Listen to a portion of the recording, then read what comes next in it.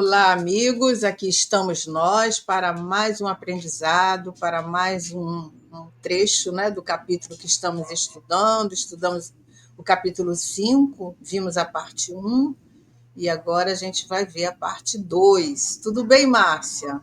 Tudo bem, Thelma? Então, né, sejam todos muito bem-vindos, né, ao nosso estudo do livro Ação e Reação, né, de André Luiz. E Thelma estava falando para a gente que a gente está no capítulo 5, a gente dividiu em 3 partes, estamos começando a segunda parte, e lembrando rapidamente a parte anterior, nós vimos que eles estavam na Mansão Paz e André Luiz, Hilário, Silas e Druso, eles agora vão sair para uma visita aos arredores ali, aquele ambiente de muita dor e de muito sofrimento. E Silas explica para eles que nesse ambiente tem também uns postos, como se fossem uns postos, umas casas, que ali também, primeiramente, recolhem aqueles que já começam a ter uma condição de serem acolhidos, e depois eles vão ser transportados para a Mansão Paz. Então, é isso que nós vamos ver nessa outra parte, essa visita deles nesse derredor e chegando a esta casa. Tanto onde nós vamos conhecer o Orzil, que é o que toma conta dessa casa e que mantém algum desses espíritos que já estão começando a ter condições de, quem sabe, em algum momento, serem atendidos pela mansão. E nós paramos exatamente nessa hora, quando ele disse que eles estavam conversando e eles chegam na frente dessa casa. Então, o nosso texto vai começar de como é que eles dão de cara com essa casa e o que eles veem logo à frente desta casa. Então, Thelma vai ler para a gente. Então, a gente vai ler a partir daí, onde Márcia falou, né? A segunda parte inicia quando ele começa a falar, né, que os cães enormes que eles podiam ver lá fora, na faixa de claridade bruxuleante, quer dizer, uma coisa assim assustadora, uma coisa bem assim fúnebre, né, escura. A gente fica imaginando, né, pelo que a gente já viu, já leu. Então os cães ganiam de estranho modo, sentindo-nos a presença. A gente sabe que os animais têm essa sensibilidade. Imagina no mundo espiritual, deve ter mais ainda, né? Isso. Quase de improviso, um companheiro de alto porte, rude aspecto, apareceu e saudou-nos da diminuta cancela que nos separava o limiar, abrindo-nos passagem. Silas nolo apresentou alegremente. Era o Orzil, um dos guardas da mansão, em serviço nas sombras. Há breves instantes, achamo-nos na intimidade de pouso tépico. Aos ralhos do guardião, quer dizer, digamos Ralhando assim, com os cãezinhos mesmo. brigando com os cães, né, chamando a atenção dois dos seus grandes cães, acomodaram-se junto de nós, deitando-se-nos aos pés. Orzil era de constituição agigantada, afigurando-se-nos um urso em forma humana. No aspecto dos olhos límpidos mostrava sinceridade e devotamento. Tive a nítida ideia de que éramos defrontados por um penitenciário, confesso, a caminho de segura regeneração. E aí a gente começa a imaginar como era o Orzil, né?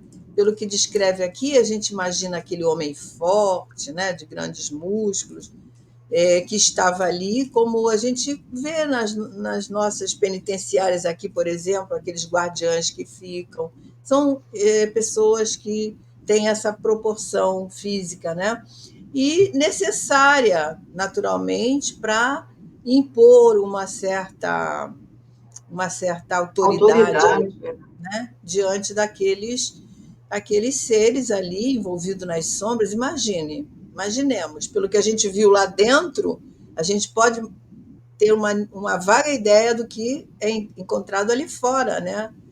Então, ele precisava, talvez, manter essa aparência, porque ele já estava, né, Márcia, disposto ao bem. Você vê que ele já está em serviço.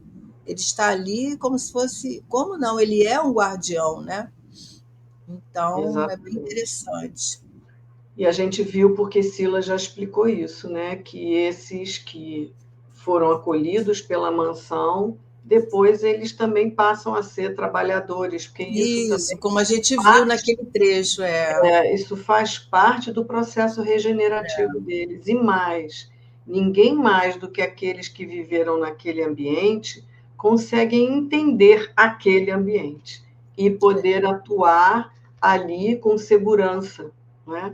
Então, esses como Orzil são aqueles que ficam nessas casas e ele, como ele disse aqui, ele é um guardião da própria mansão Paz, que está trabalhando nesse posto, vamos dizer, nesse postinho avançado aí. Isso.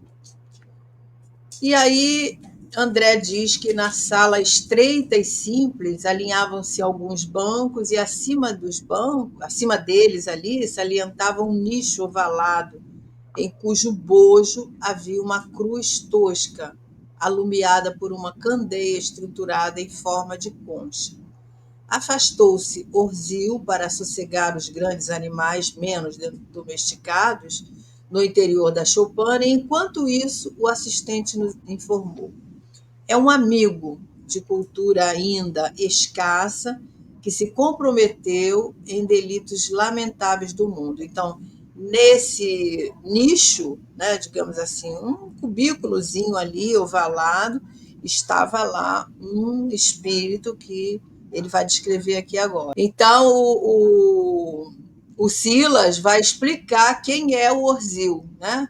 E diz para ele que é um amigo de cultura ainda escassa, quer dizer, ainda está se trabalhando, ainda está se aprimorando, mas que ele se comprometeu com os delitos lamentáveis no mundo, como muitos de nós, né? E sofreu muito sobre o império de antigos adversários. Mas, presentemente, após longo estágio lá na mansão, ele vem prestando valioso concurso nesta vasta região em que o desespero se refugia. É ajudado, ajudando. Vê o que a gente falou no capítulo, no trecho anterior, na parte primeira que a gente estudou, né? Quando a gente é aproveitado no mundo espiritual ou aqui no nas nossas atividades, quando a gente começa a ajudar, começa a colaborar, começa a participar, nós somos ajudados, né?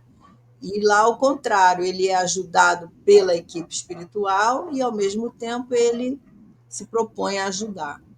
E ele continua dizendo: e servindo com desinteresse e devoção fraternal, não somente se reeduca, como também suavizará o campo da nova existência que o aguarda na esfera carnal, pelas simpatias que vem atraindo em seu favor. Então, isso é uma lição para nós, né, Márcia? Porque, ao mesmo tempo que ele está sendo ajudado, ele se propõe a ajudar, e isso vai ajudá-lo quando ele precisar reencarnar, porque ele está angariando amigos, né? Ele está fazendo, estendendo essas simpatias, ampliando, né, essas simpatias que ele atrai com o benefício que ele oferece, né? E aqui interessante, ele diz que não somente se reeduca, mas como você falou, mas suavizará o campo da nova existência. Além de amigos, como você falou, é como se a nova existência dele, apesar dele, ele diz que ele se comprometeu em lamentáveis delitos, né? Ele vai ter um pouco mais suavizada a sua nova Suavizar existência essas em dores, né? função dessa dedicação que ele está dando a todos esses que estão nesse vale sombrio ali, Pois é. né, em volta da mansão. Então, o bem sempre é favorável e o bem sempre atrai o bem, né? E principalmente ao nosso favor. Aquilo que nós damos com o coração, você vê, ele é um espírito ainda rude, um espírito de ainda traz muitos comprometimentos, mas ele já tem o desinteresse, né? Ele procura servir com desinteresse, procura ter essa devoção fraternal. Então, isso tudo está indo a favor dele, né? E é Exatamente. isso mesmo que acontece com a gente nas nossas tarefas. Nós vamos dulcificando os nossos sentimentos, o nosso coração. Aquele que exerce determinada tarefa, seja ela qual for, na casa espírita, no templo onde nós servimos, e não se melhora, é lamentável, né? Porque todas as tarefas são para o nosso burilamento, não é para nós dizermos, eu faço determinada coisa, eu tenho capacidade para exercer um determinado cargo, né? Não é por aí, não. E aí a gente vê que o Orzil está cuidando da sua plantação, porque no futuro ele vai colher benefícios para ele mesmo. Para ele mesmo. Muito bonito isso. E aí o Hilário pergunta, vive só? Né? Será que o Hilário está ocupando aqui aquela... Eu acho que dessa vez quem perguntou foi o André, né? Ele falou, perguntei, ó. Acho que foi o André. Bom, acho que foi o André mesmo, porque o Hilário está interagindo da sempre. mesma forma que o André fazia, né? E às vezes a gente confunde. Então o André pergunta, vive só? Perguntei mal, sopitando a curiosidade. Aí o Silas responde, dedica-se a meditações, a estudos de natureza pessoal, mas, como acontece a muitos outros auxiliares, tem consigo algumas celas ocupadas por entidades em tratamento, prestes a serem recebidas em nossa instituição. Então, a gente entende que ali funciona como se fosse uma enfermaria também, né? Onde tem ali algumas entidades em tratamento, que o Orzil, cuida dessas entidades, até que elas possam ser atendidas lá na mansão, né? Acho que é por aí, né? E aí, quer falar alguma coisa? Não, é isso. Ele cuida ali para que, pelo que a gente percebeu da explicação também na outra parte, é que eles não são acolhidos direto, né? Provavelmente todos esses passam primeiro por essas casas, até terem condições de serem acolhidos pela mansão. Então, o Orzil ali naquela casa, ele está cuidando de 3 pessoas, de 3 espíritos que estão ali. E nós vamos ver que estão num ambiente ainda tipo uma cela, porque ainda estão muito empedernidos nos seus erros, nas suas questões. E Essas almas são recém-desencarnadas, né? Então a gente vê aí, a gente tem uma ideia, né? Porque o André Luiz ele vem nos mostrar como é o mundo espiritual.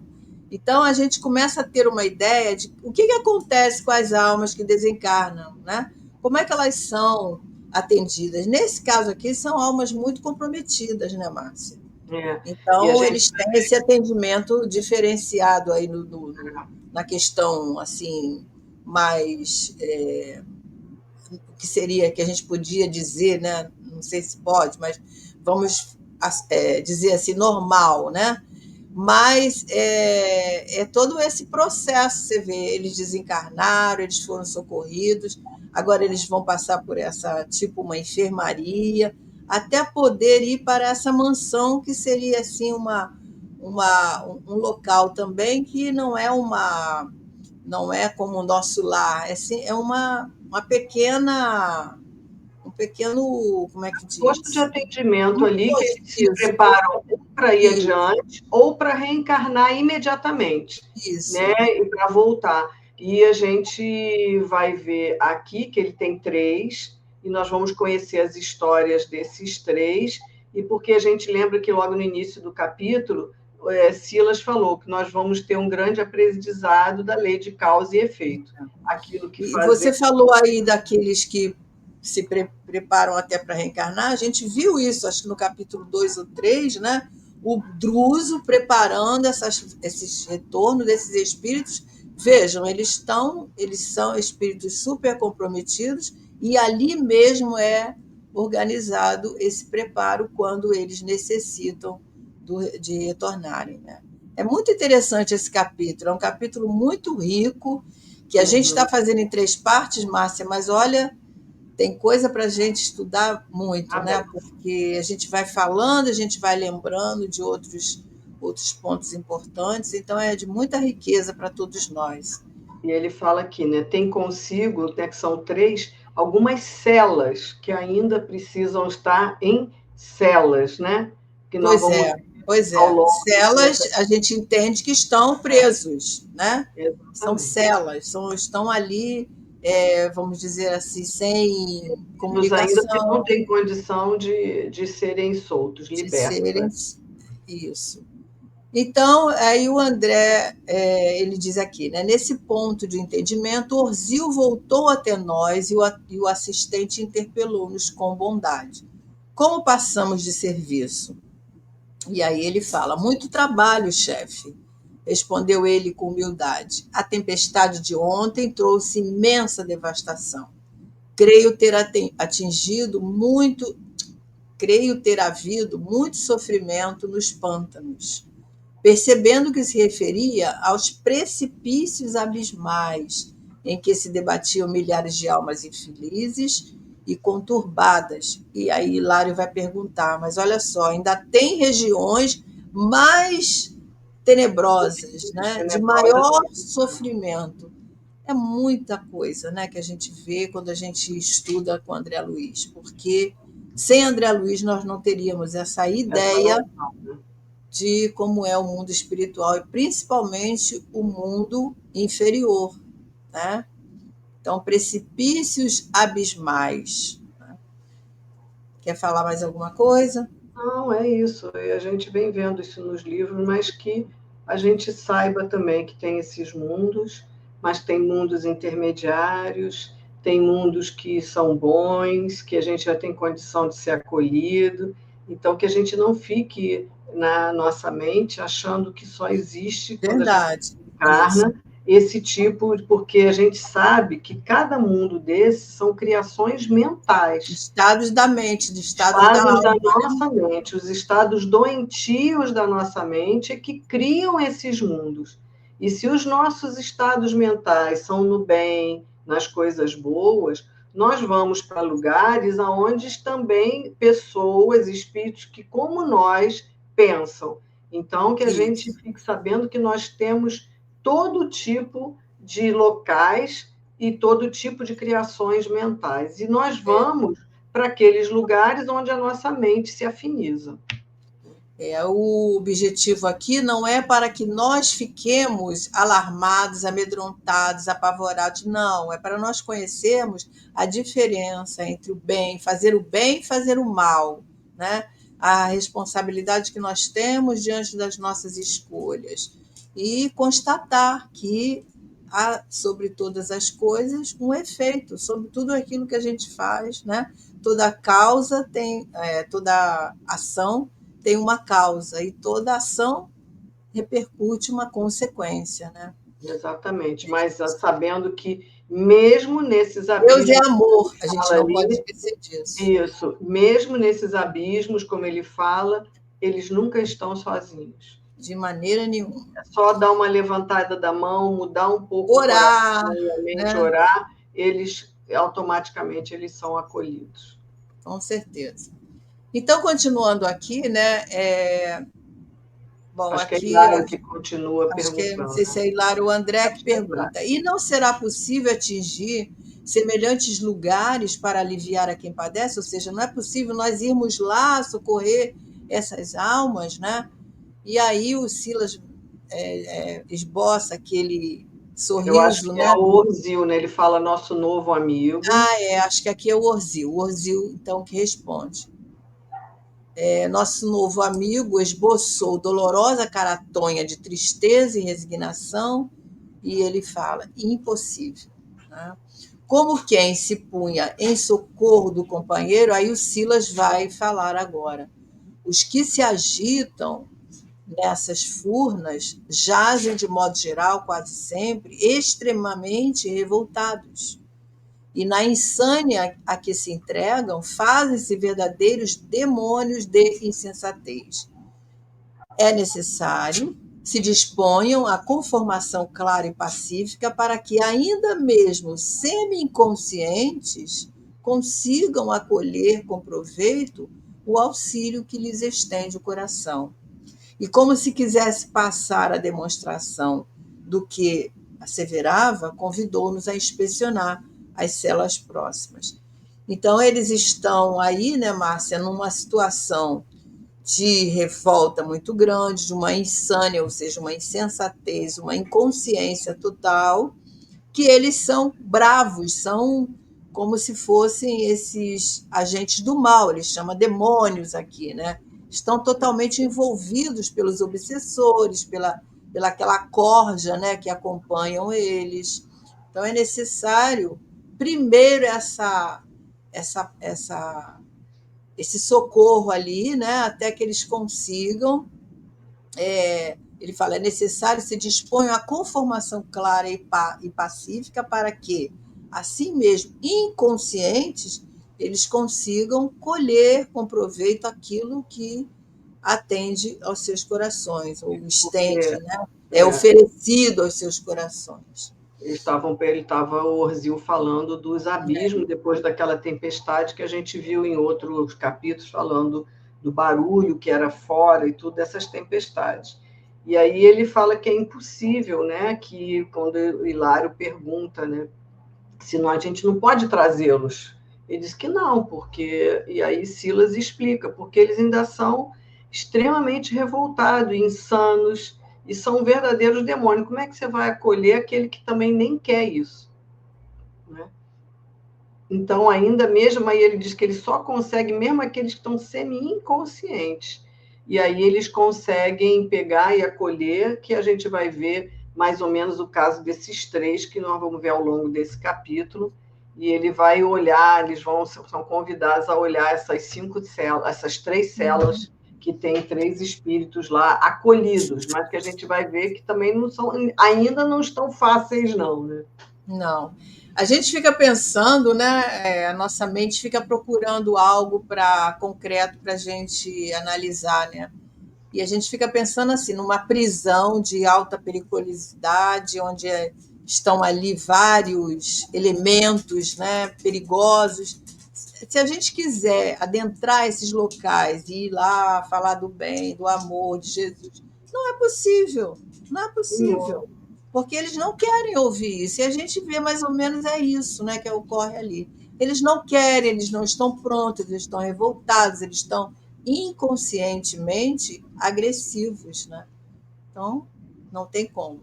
Por isso que o Ozil fala impossível. E aí ele pergunta, né? Quantos doentes agora internados? Quantos doentes tem aqui? O Ozil atencioso responde: temos 3 amigos em franca situação de inconsciência. Depois de alguns passos, ouvimos a gritaria estentórica, né? Aquelas vozes. A semelhança do exemplo que nós demos é bem parecido, né? As acomodações reservadas aos enfermos jaziam ao fundo, à maneira de largos boxes de confortável cavalariça. Não sei se vocês já conhecem isso, né? No lugar onde tem os cavalos, são aqueles boxes, né? Estreitos, que cabem só um indivíduo, justamente para não ter o espaço cerceado, né?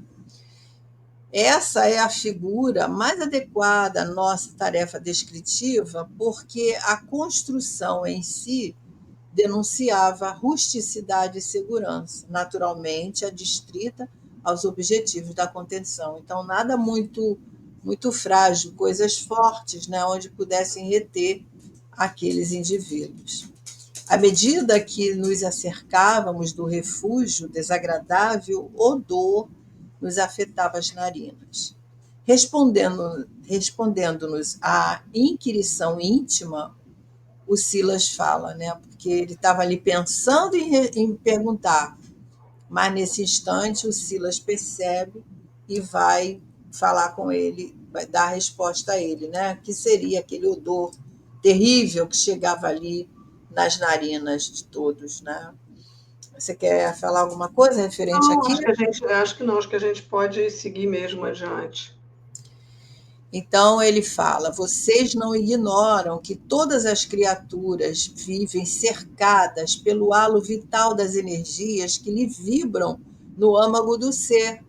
E esse halo é constituído por partículas. de forças a se irradiarem por todos os lados, impressionando-nos o olfato de modo agradável ou desagradável, segundo a natureza em que se expressa. Assim sendo, qual ocorre na própria Terra, cada entidade aqui se caracteriza por uma exalação peculiar. Então, esse halo é uma tênue, né? Vamos dizer assim, energia, né? Que Que cada se um de desprende. nós, mesmo aqui encarnados, nós temos essa, nós chamamos a nossa vibração, né? Então, nesse caso aí, então cada um de nós, interessante isso, né? Cada entidade continua tendo essa vibração, né? Como nós aqui. E a Então gente ele vê exala é, esse aquilo que está dentro dele aquilo que mesmo, ele produziu ali, né? Pela mente dele. por partículas de forças se irradiarem por todos os lados. Quer dizer, nós temos, todas as criaturas vivem cercadas por esse halo vital dessas energias. E aí a gente lembra que também podem ter um cheiro ruim, como eles estão Ou bom. sentindo, como um cheiro bom. Quando a gente vê espíritos que se aproximam aqui, a gente vê a nossa irmã Sheila, que quando às vezes ela se aproxima, aquele cheiro de rosas, de flores, né? Uhum. Às vezes vem cheiro de éter, porque ela está ali num tratamento, então está exalando aquilo que vem desse que ela também emite para que a gente possa talvez reconhecê-la, alguma coisa assim, né? Mas é interessante isso, todos nós, Você está trazendo um exemplo do espírito, mas o o Divaldo conta espírito, com muita clareza que o Chico Xavier exalava cheiro de rosas. ó, também, Ele conta que quando ele pegava uma xícara, por exemplo, de um chá, de um café, aquilo perfumava o ambiente. E nos contos dos casos das palestras dele, não palestras, mas nos próprios momentos evangélicos que ele faz, ele em determinados momentos ele fala sobre isso. Então o Chico aqui vivo com eles, né? Então ele conta que um dia estava com o Chico e ele começa a sentir um cheiro de rosa e ele comenta com o Chico fala: mas são essas flores maravilhosas. Mas aí o Divaldo chega mais próximo dele, ele percebe que saía do peito dele o cheiro, o perfume que ele estava sentindo. O Chico ainda encarnado. Então, nós temos essa capacidade, né? Dependendo do que é, nós vibramos no âmago do nosso ser. Né? ele fala aqui, né? Silas fala, assim sendo, qual ocorre na própria Terra. Isso. Cada entidade aqui se caracteriza por exalação peculiar. E aí eles estão aqui, né? Então ele está dizendo que tanto no mundo, né? Então ele está dizendo que o cheiro ali era algo meio insuportável. É. E aí ele continua, né, confirmando aqui, né? Sim, sim, confirmamos, Hilário e eu, simultaneamente concordando aí, né? Entretanto, o cheiro alarmante de carne em decomposição era para nós ali um acontecimento excepcional. Né? Então, lembra que nós falamos, né, que nós às vezes ficamos chocados com as questões que nos são trazidas, mas eles também no mundo espiritual estão no mesmo aprendizado que nós. Então, para eles ali era um acontecimento excepcional. E aí Silas percebe toda aquela estranheza e endereça um olhar interrogativo ao encarregado daquele oratório de purgação, e ele vai falar agora alguma coisa em relação a isso, né? Esse cheiro, né, desagradável que estavam sentindo. Acho que eu vou passar para a gente comentar, pode? Uhum. Então, ele vai explicar. Temos aqui conosco o irmão Corsino, cujo pensamento continua enrodilhado ao corpo sepulto, quer dizer, ao corpo físico que foi sepultado. E ele está ligado a esse corpo de total maneira. Enredado à lembrança dos abusos que ele cometeu enquanto encarnado, ainda não conseguiu desvencilhar-se das lembranças daquilo que foi trazendo a imagem, né, do próprio cadáver ali à tona de todas as suas recordações. Então, passavam ali pela sua tela mental todas as lembranças das coisas, né, que ele tinha praticado e que certamente ficou gravado na sua mente, né? Então, Silas não teceu nenhum comentário novo, mas eles viram que atingia-se o primeiro abrigo, que era daquele companheiro, cuja porta gradeada nos deixava contemplar lá dentro um homem envelhecido, de cabeça pendida entre as mãos, a clamar: chamem meus filhos, chamem meus filhos. Então ele começa a contar para eles que mantém a fixa ideia da herança que perdeu ao desencarnar. Vasta quantidade de ouro e bens que passou à propriedade dos filhos. 3 rapazes que concorrem no mundo ao melhor e maior quinhão, prevalecendo-se para isso de juízes venais e rábulas inconsequentes. Rábulas, Thelma, que são profissionais que nem se formaram ainda, não são advogados, mas que, de alguma forma, a nossa justiça Exercem. reconhece, né? Mas que são pessoas de índole, né? Juízes penais e essas pessoas de índoles bem duvidosas, né? Inconsequentes. Entendi. Então, ele está contando quem são esses, né? Quem Esses são presos. esses companheiros, esses três filhos, né? E aí, acostados agora aos varais da porta, Silas recomendou-nos observar com atenção mais nítida o ambiente que formava a psicosfera do enfermo. E, efetivamente, de minha parte, anotei quadros que surgiam e desapareciam, fugazes, semelhantes às figurações efêmeras que se desprendem silenciosas como fogos de artifício. Aqueles flashzinhos, né? E desses painéis que se avivavam e se apagavam ao mesmo tempo, transparecia 3 jovens, que é a memória dele, né? A lembrança dele. Como ele lembra, aquilo surge e apaga, cujas imagens passageiras vagueavam entre documentos esparsos, cédulas, cofres refertos de valores, como que pincelados no ar com tinta tenuíssima que se adegalçava, e se recompunha sucessivamente. É como se fosse, né, essas imagens que a gente vê hoje, que a gente coloca, né, várias situações onde são lembradas ali pelo companheiro em relação aos filhos, né? E aí ele diz: compreendi que registrávamos as formas, pensamentos criadas pelas reminiscências do nosso amigo, que, de certo, na situação em que nos apresentava, não podia, de momento, quer dizer, não podia agora, senão viver o seu drama íntimo. Ele não tinha condição de refletir, ele só estava ali vivendo. Estava preso ali, né? A mente dele estava preso nessa confusão com os filhos da herança que a gente vai conhecer depois. Então, tal a insistência da fixação mental em que se encarcerava. E amparado, evidentemente, pelas vibrações de auxílio da equipe ali, né, que o Silas enviava, ele percebe, o André percebe que ele esfrega os olhos como quem buscava libertar-se, né, daquela lembrança, daquela coisa que passava ali imperceptível, daquela garoa imperceptível, e altos e baixos, né, assinalou-nos a presença. Ele viu a equipe, ele viu os companheiros. E aí ele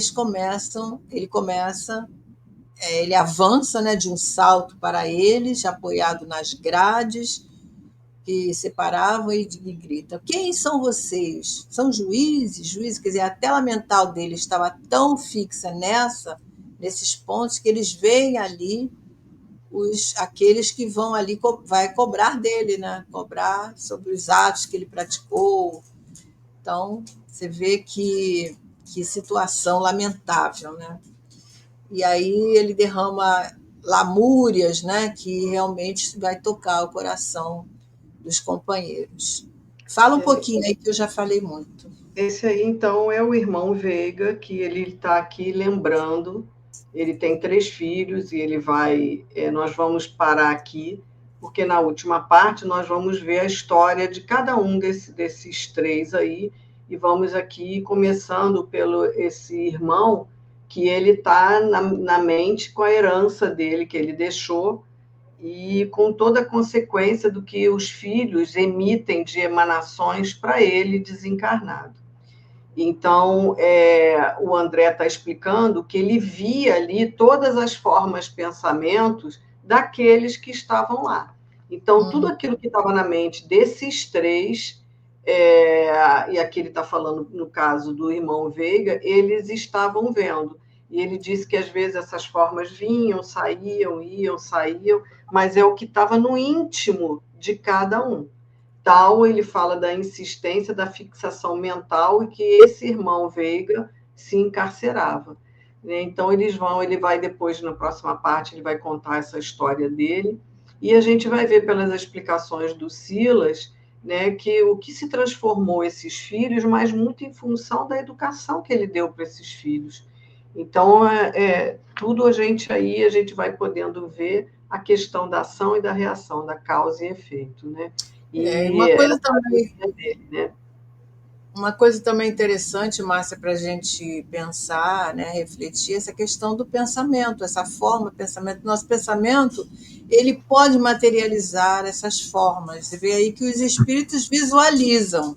Nós não vemos, não temos condição de visualizar o pensamento do outro, mas ele se materializa como energia para nós, né? A gente recebe aquela carga numa maneira vibracional, né? No caso deles aqui, todas essas formas, pensamentos estavam podendo ser vistas porque se materializavam ali diante deles, né?